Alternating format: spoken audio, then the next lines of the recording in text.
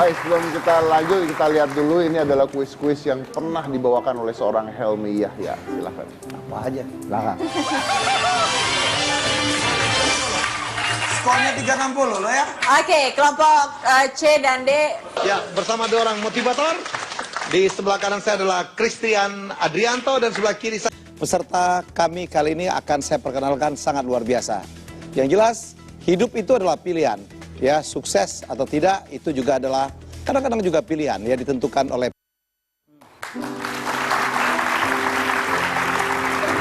Tapi ini kayaknya coba udah berapa total sih kuis itu sebenarnya yang dibuat oleh seorang Helmi Yahya tuh? Mungkin lebih dari 50 yang kalau saya buat. Lebih dari 50. Kuis ya? Masih ingat nggak? Enggak ingat. Yang saya bawain mungkin sekitar 5 atau 6 ya. 5 atau 6? Ya, sang juara kuis ada cepat tepat gitu, yang juga ada yang paling legendaris memang Siapa Berani. Terus ada kuis versus cukup lama juga, mengendap 11 tahun sebelum ditemukan oleh Indra Yudhistira.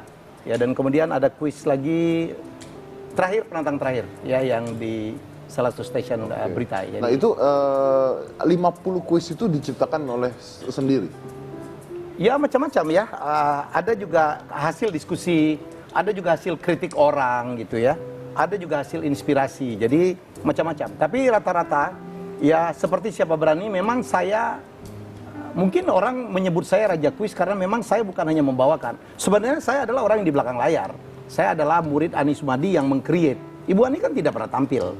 Ya, jadi saya mulai mendesain, bikin soalnya, sampai akhirnya membawakan. Jadi itu yang memang total package gitu ya. Jadi ya, tapi banyak sekali. Kalau saya udah menciptakan acara TV mungkin hampir 200, yang saya bawakan sendiri paling 10 lah. Artinya 190 dibawain oleh orang lain. 200 acara TV. Itu kuis semua?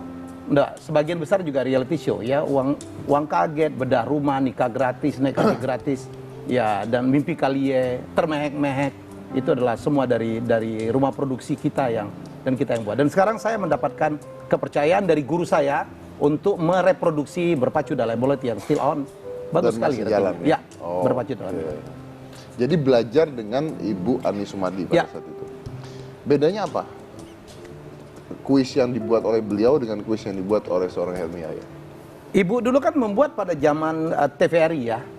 Pada zaman TVRI memang penontonnya tidak ada pilihan lain. Ya, jadi memang tanggung jawabnya bagaimana membuat satu acara yang informatif, edukatif dan ada value-nya. Dan itu yang saya bawa terus. Saya mengusahakan bahwa dari 200 karya kita itu ada value, ada virtue-nya. Ya, saya diajarin ibu dan itu saya pegang. Kalau bisa dari orang nonton acara kita dapat sesuatu lah. Gitu ya. Dan bedanya eranya ibu dengan eranya saya kan udah ada 5 station, kemudian berkembang jadi 11 station. Jadi persaingannya sangat ketat, ya.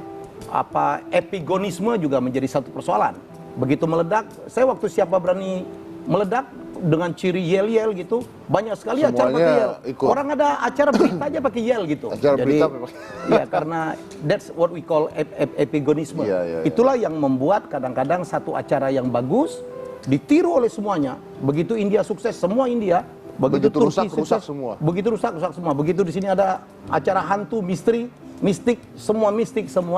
Karena pembusukannya menjadi cepat, karena penonton menjadi cepat bosan. Ya, jadi dan sekarang persaingan menjadi tidak karu-karuan. Contek-contekannya kadang-kadang sangat tidak etis. Ada acara saya kadang-kadang muncul judulnya sama. Saya protes, saya punya gue tuh. Emang ada deh gitu. Ya diganti sedikit. Ya kayak gitulah. Jadi itu terjadi karena memang bisnisnya memang. Kalau melihat acara sekarang seperti apa? Ya gitu. Jadi kalau kita ya termasuk kita kepengen lah kayak dulu gitu ya. Bolehlah menghibur, tapi kan kalau bisa tetap ada message, ada value. Karena yang nonton ini ada anak-anak ya. Anak-anak yang bahaya loh, anak-anak kita bahaya. Karena saya katakan kepada kita, miris nggak kita? Kita sadar ada satu survei ya oleh satu media besar, bahwa 35 jam seminggu anak-anak Indonesia itu nonton TV. 35 jam itu artinya 5 jam satu hari. Mungkin itu waktu lebih banyak dia nonton TV daripada ketemu ayah ibunya, lebih banyak dari ketemu gurunya. Jadi dia belajar dari TV. Nah, jadi nggak aneh kita anak 2 tahun bisa niruin gerakannya Lady Gaga, bisa niruin lagu Katy Perry gitu ya. Dan inspirasi asal Indonesianya itu tidak ada. Saya dulu pernah pegang Joshua. Saya adalah manajer profesional pertama di Indonesia karena saya memegang Joshua. Dulu kita dianggap sebagai mengeksploitasi anak-anak. Joshua tidak ada. Betul. Anak-anak kita idolanya siapa? Tapi masuk akal karena ini benar nih masuk akal karena kalau zaman dulu ya itu ibu-ibu bangga karena anak saya bisa nyanyi lagu di obo-obo. Nah, kalau sekarang anak saya bisa nyanyi goyang dombret. Dan kita bangga. Nah itu anak gue lucu banget. Anak saya lucu nih, bisa ngikutin Princess Syahrini jalannya gitu. Ya goyangnya bisa goyang dombret. Jogetnya joget sesar gitu. Nah itulah yang Anda buat, itulah anak-anak yang Anda ciptakan untuk generasi mendatang. Nah, bayangkan kalau generasi mendatang kita semuanya seperti itu, presiden kita presiden goyang dombret nanti. Itulah yang saya bilang, Dad. TV itu adalah inspirasi. Television is a magic cube. Jadi kubus ajaib. Inspirasi. Kalau kita bicara inspirasi itu ada yang baik, ada yang tidak. Ya, jadi itu memberikan pelajaran. Dari mana kita? Kalau demo, ya rata-rata ngerobohin pagar. Siapa yang ngajarin coba? TV. Das TV. Begitu ada berita tentang begal, di seluruh Indonesia ada begal. Jangan-jangan mereka terinspirasi dari TV. Dari TV. Jadi itu makanya menurut saya kreator-kreator TV harus punya satu kesadaran bahwa apa yang kita buat, apa yang kita tampilkan, termasuk kita nih, punya tanggung jawab. TV personel punya tanggung jawab. Punya tanggung jawab. What we have done itu bisa ditiru oleh orang. Oleh karena itu saya menghimbau kita berbuatlah yang baiklah. Betul. Karena apa yang kita lakukan kita tidak sadar. Karena anak-anak mencontoh dari apa yang dia lihat. Cara kita berpakaian, cara kita bicara, itu akan ditonton, ditiru oleh jutaan orang. Mas Dedi sebentar. Ya. Ayah dari tadi diam aja, mules ya. Nanya apa ya? Enggak. Gue yang diomongin tadi dikit gue nggak ngerti. Kan yang ngajarin situ. Cika, undang lagi. Iya, kalau misalkan beliau-beliau ini kan adalah jargon-jargonnya gitu orang yang memang sangat banyak dikenal orang gitu kan. Jadi punya kuis terus udah gitu, wih siapa sih yang nggak kenal? Kalau ini ada satu lagi. Gue tahu namanya. Tahu. Anak buah dia juga. Anak buaya. Semua anak buahnya dia. Ada cucunya malah. Ini ujungnya Bram ya pokoknya. Jibram. Bener ya. Siapa sih? Betul kan? Bener sih. Ayah yang manggil. Nih, ya, gitu. Iya. Jadi langsung aja ini adalah Hilbram Dunar.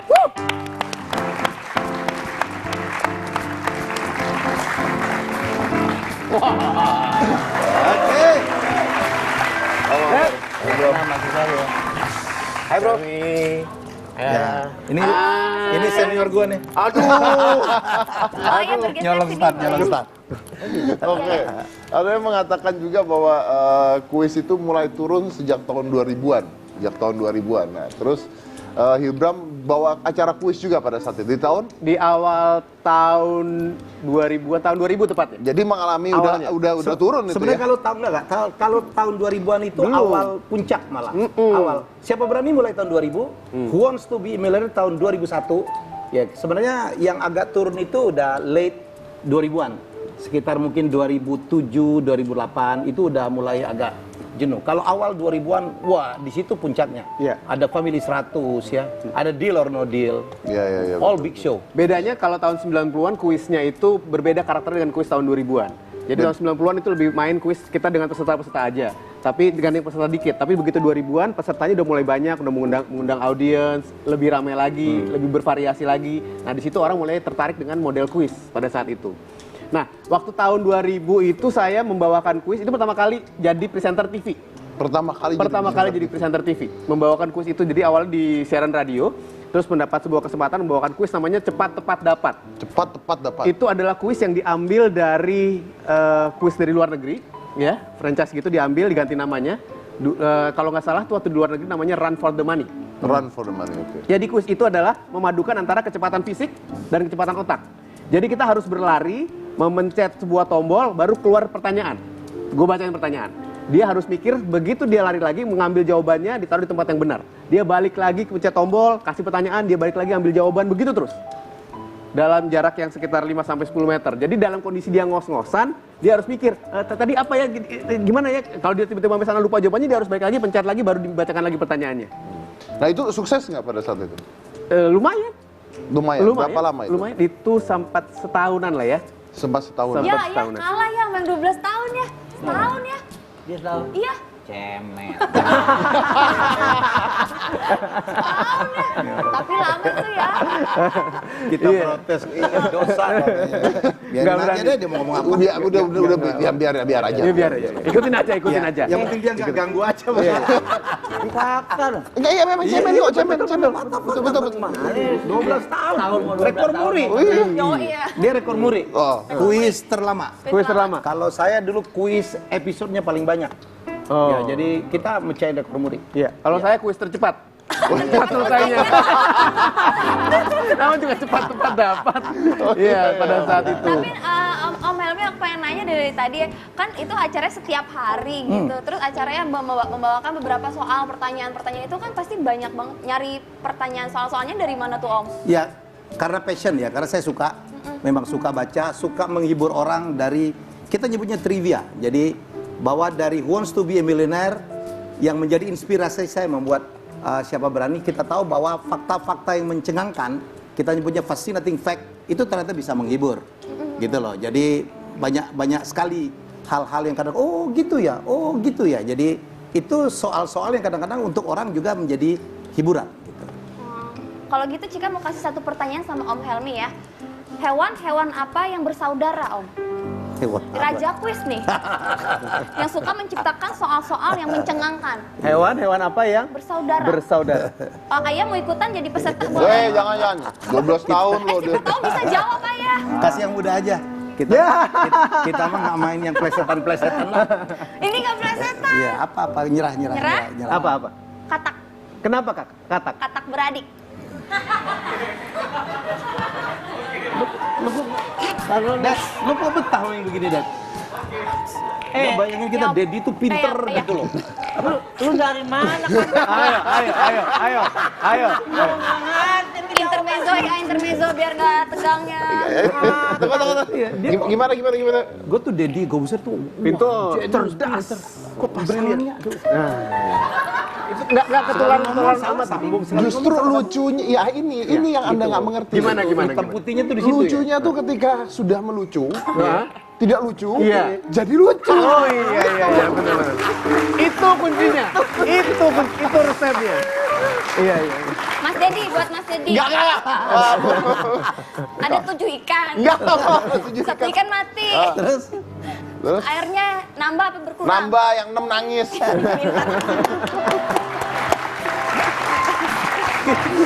Aduh. Ini Daddy yang kita pikir pinter udah mulai ngejas. Udah mulai ngejas. Saya udah mulai mengikuti. Nggak apa-apa, kita terima Lagi. itu. Tapi ini mah hashtagnya.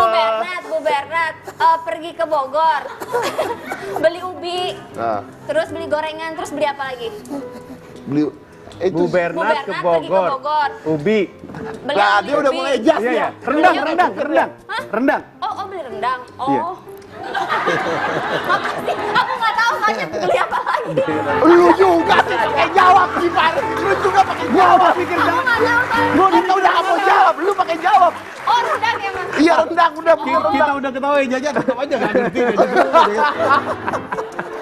Tapi anyway, kita punya hashtag HP Quiz 90 jadi trending topik di Twitter. Trending topik. berkat ini. Berkat 12 tahun. Ini gara-gara beliau dangdut terkenal ke seluruh dunia. Masuk ke negara-negara Eropa kecuali di Spanyol. Kenapa? Sulit berkenal. Please welcome Haha Miharha. Salah namanya, nggak bisa. Dia negara manapun boleh. Haha Miharha. Please Haha Miharha. Tapi kalau ini bisa jadi trending topik di Twitter, artinya mungkin pemirsa kita ini kadang-kadang ada pemirsa netizen dengan TV itu beda. Ya. Jadi kadang-kadang mungkin ada pemirsa-pemirsa yang benar-benar rindu dengan acara-acara yang punya sesuatu yang baik dan menginspirasi. Yang mudah-mudahan acara-acara seperti ini ada regulasinya dan bisa berjalan kembali. Kita bahas lagi seri satu ini. Jangan mana-mana, tetap di Hitam Putih.